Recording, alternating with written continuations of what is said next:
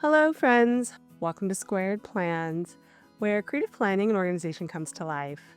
I'm Stephanie, and today we're going to be doing a fun holiday refresh in my Discbound planner. I'll be showing you guys how to DIY your own cover and also how not to do it. I made a few mistakes along the way, and I'll be walking you through how to avoid those on your own setup. But if that sounds good, let's jump in.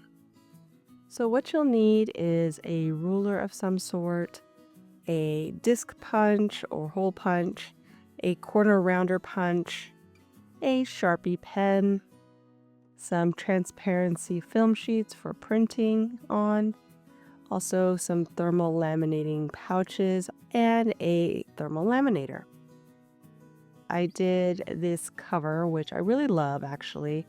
I designed the quote there for the top, and although I love it, the lamination is starting to kind of bubble a little bit, so I thought I would redo it and also make it matte this time instead of using the standard shiny gloss laminating pouches.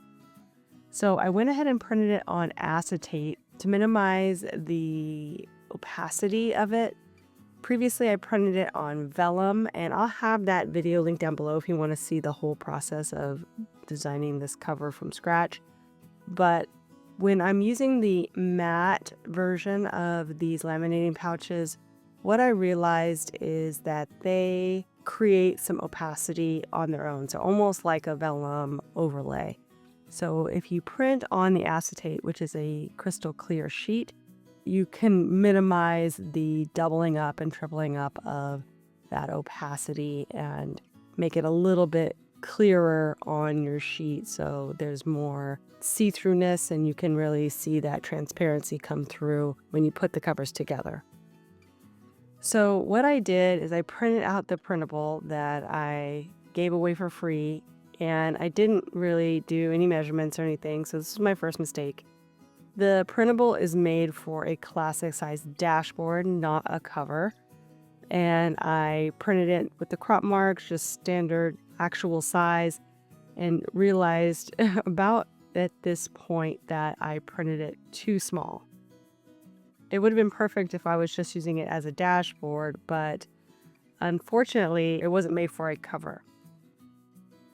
I thought, well, maybe I could make it almost like a frame inside of the double lamination that I'm doing here.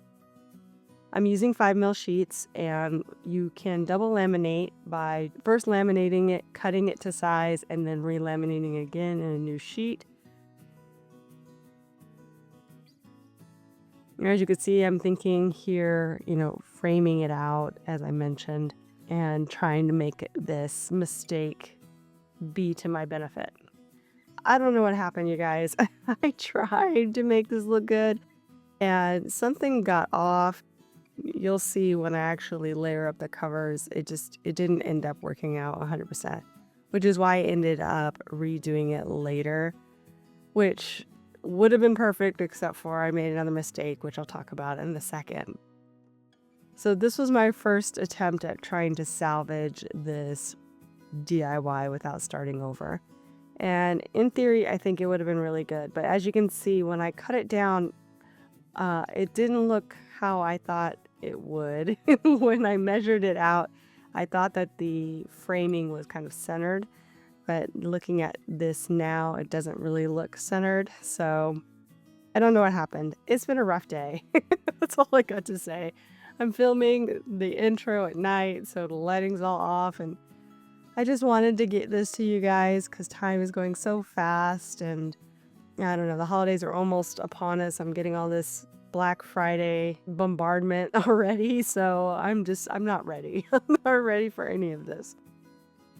But I did want to get my planner holiday ready and share with you guys what I ended up doing in case you needed some inspo for your own planner before it's too late.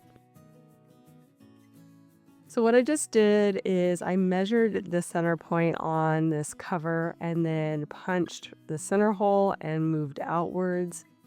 This works perfectly if you have odd numbered discs and you're making a cover that's a little bit bigger than a standard size. especially if you are going to be punching with a single punch like what I have. If you're using a standard punch that has the right amount of disc holes or more, then you might not have to worry about that as much, but I did make my second mistake off camera with that by punching with my pink Happy Planner punch, which is for a big 11 disc set. And it ended up punching 2 half holes on the corners. Yeah, so I ended up cutting the corners down and just, again, trying to salvage a bad DIY. So that said, don't make those mistakes. If you are using your punch, make sure that it is not going to punch holes where you don't want them. Be careful of that. All the tools that I used here, I have listed down below. Do recommend that disc power punch if you are a Discbound planner and like to DIY stuff. It is fabulous for DIY. Okay, so I ended up making the cover. For the rest of the video, that's the one you're going to see. But like I said, after the fact, I ended up redoing it and not really doing a great job on that either. But I felt like it came out a little bit better than this one. So I'll probably be using that for the rest of the season because I'm not doing it again. And right now I'm going through my planner and taking out all of the fall themed accessories that I have in here, including the dashboard, sticky dash, pocket folders, what have you, cover, obviously. Just getting that out of the way first and foremost. I have pulled out some, they're not quite red. I thought that they were red when I bought them, but they're more like a burgundy or a cherry color. So it works good for the holidays, but it's not quite that bright holiday red, which I do have a set of discs of those, but those are in the standard classic size, just a little too small for my setup right now. So we're going to use these just to get a little bit more holiday color in this planner and remove the gold discs. So first I wanted to take out all of the fall refresh items and replace those here with my previously made holiday refresh items for this year as well. I didn't do much DIY this year as far as new things because I'm going to be changing my planner size in 2026. So I just didn't want to put the effort in and then maybe not end up reusing them at any point in the future. So that was my thought process there. I'm just going to use what I have and make it work for this shorter holiday season. So I've got those red discs in, and again, those are expander rings. I put in all of the holiday dashboards and accessories that I've made in the past. And now I'm just feeding in the sections in between where those are going to go. I kind of did it in reverse since I needed to change out the discs.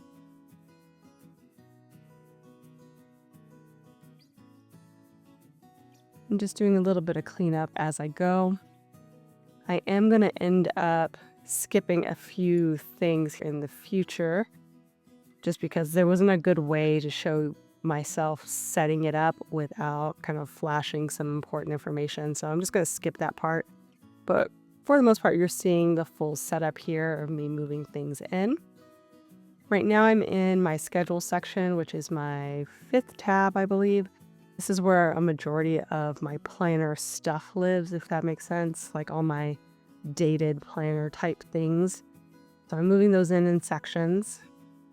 I had my holiday planner there at the front, just made this super cute snowman dashboard, which I'm in love with. And if you want to see more about that, it's actually a holiday bucket list. I will have that link down below as well. Like I said, trying to get the last of some of these in. Did get my budget planner all in one swoop. And here you can see some of these super cute dashboards I made, I think 2023 now, or 2022 even. It's been a minute. I really like those though. I love the added kind of backer elements that just make it a little more fun and interesting to look at. I'm dropping in all the things here. And I have this DIY folder I made. Still going strong with that.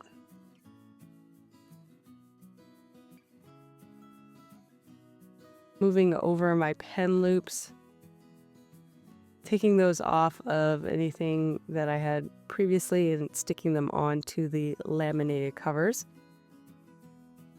I also made those pen loops, which again I've been using for a number of years now. They're still held up pretty well. Just moving things back. I'm going to put in this last pen loop for my main pen here. And that's pretty much going to do it. So let's do a quick flip through and I'll show you what all we did.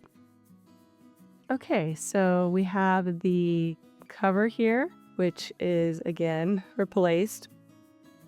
I have my sticky dash, which I made from a Planny Thing acetate sheet connected with just a piece of cardstock with some plastic corners. The dashboards I made in previous years with some printables and cardstock. Have the main sections here all set up. And now we're into my reference section with the vellum overlay dashboards that I made in a year before that. Love how these turned out as well, so I keep using those.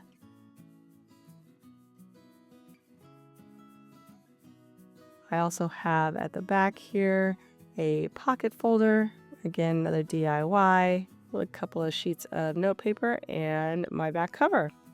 So that is it, friends. I hope you guys enjoyed this video. If you did, please give it a thumbs up down below. Also too, go ahead and leave me a comment if you'd like to get in touch.